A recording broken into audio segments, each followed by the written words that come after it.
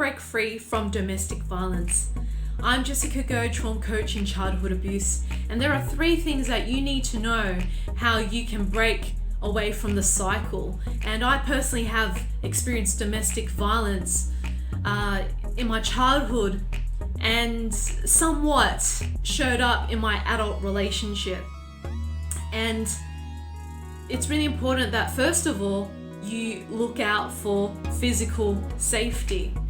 And what I mean by that is you need to physically remove yourself away from the violence by changing homes, right? And I know it's not easy for someone to do this if they're currently going through this right now, because they feel very disempowered and living in fear, not knowing when the abuser is going to come back.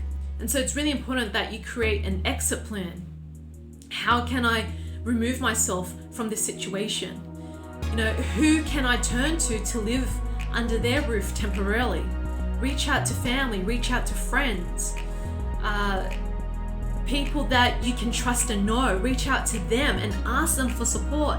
Ask them, can I live with you for a few months or temporarily while I get myself back together again, right? So that's the first thing, is to remove yourself from the violence and not let the abuser know where you're living. Pack up your stuff and leave. You know, that's the best thing that you can do for your peace of mind. And if you have kids, that's the best thing that you could ever do for your children. Listen, I know what it's like to suffer from domestic violence and to have witnessed my parents fighting verbally and physically. It's not a pretty sight. And for me, I wished that my mum divorced my father. I wish that she did something about it. But instead, she tolerated the abuse, and I would see her cry. I would see her having a bleeding leg, all these things. And it's like, why are we tolerating this? Why are you choosing to suffer? Because if you're choosing to suffer, you're also teaching me that it's okay to suffer. And so this has traumatized me massively because of this. And it's because my mum didn't have any family members to turn to, because it was just me and my father in Australia, coming from Malaysia. And so does my mum have friends? Yes, she does. She definitely does. She could have reached out to her friends and asked for support, but she didn't. And so if you're in this position right now, and I know it's not easy, but I'm telling you right now, this is what you need for your own mental health and well-being. And if you've got kids, do it for your kids, right? Be the role model for your kids to say no to violence, that it's not okay to tolerate abuse, and it's not. So please seek out physical safety by changing your home environment, and do not let your abuser to find out where you live, because chances are they will come back and they will keep abusing you. So you want to break the cycle by changing your physical environment so you feel safe. And as soon as you do that, you're going to feel a big weight lifted off your shoulders, and you will feel less fearful. The second thing that you need is emotional safety and support. Who can you turn to cry out your pain? Who could you turn to for someone that you know and trust, who would not disclose your information to the abuser, to keep it confidential and just listen to you and give yourself space to cry it all out, to share your pain? It's better out than in, because the more we keep holding on to trauma and pain, the crazier we become. And so it's really important that you let the pain go, so you start freeing yourself of the suffering. And if you are ready to seek professional support, I suggest that you do that, whether it's with a psychologist, therapist, or with myself. Definitely start somewhere. This is a must. And this brings on to number 3, rebuilding your self-esteem. This is crucial because if you don't rebuild your self-esteem from the inside out, you're going to engage in the same pattern of abuse over and over again with a different person in a different relationship.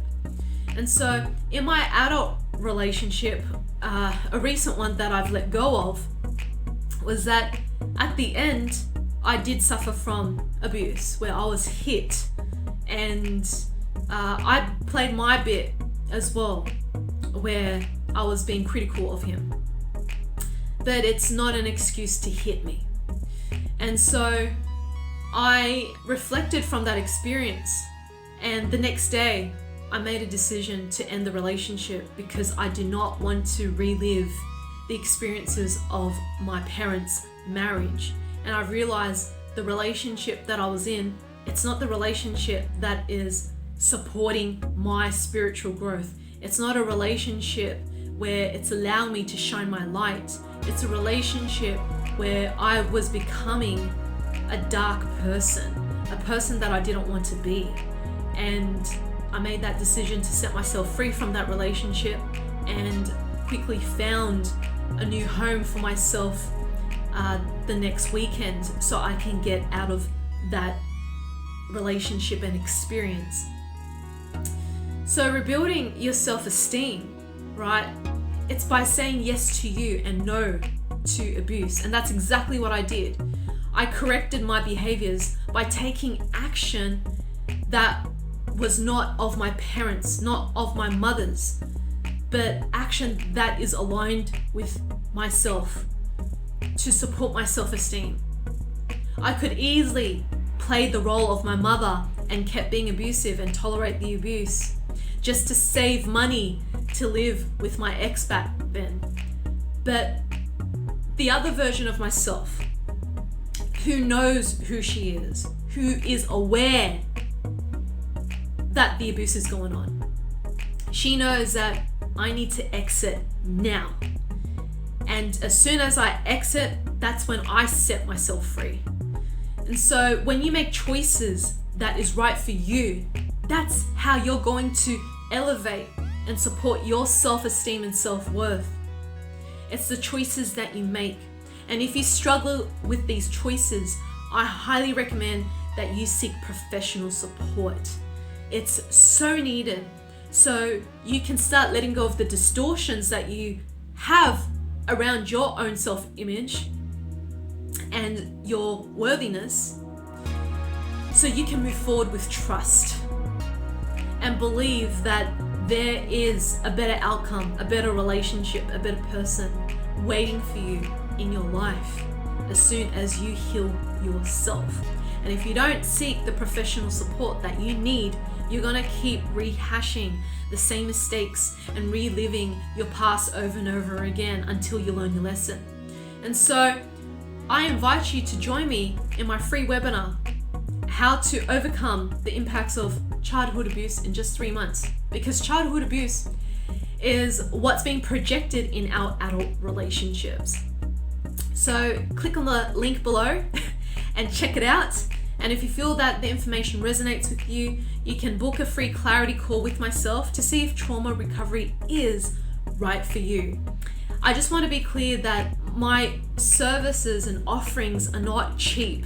It's quite premium, and this is why so many people all over the world have got the results that they've got, and they don't need to see another therapist, coach, healer, or psychologist ever again, because I have taught them how to be sustainable and how to set themselves free.